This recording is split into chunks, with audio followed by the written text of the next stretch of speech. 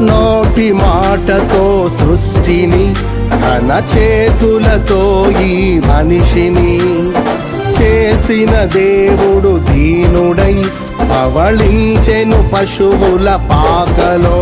నీ చరిత్రను మార్చు దేవుడు తన మహిమనే నీకిచ్చెను. యూదా ప్రధానులందరిలో నీవు అల్పమైన దానవు కావు.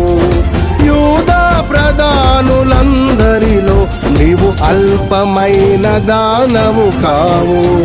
స్తుతియో మహిమ ప్రభావము ఎల్లవేళల ప్రభుకే చెందును. స్తుతియో మహిమ ప్రభావము ఎల్లవేళల ప్రభుకే చెందును. రక్షకుని జన్మస్థలమా యూదయ బెత్లెహేమా, ఆరాధనలకు ఆరంభమా, హృదయార్పణలకు నివాసమా.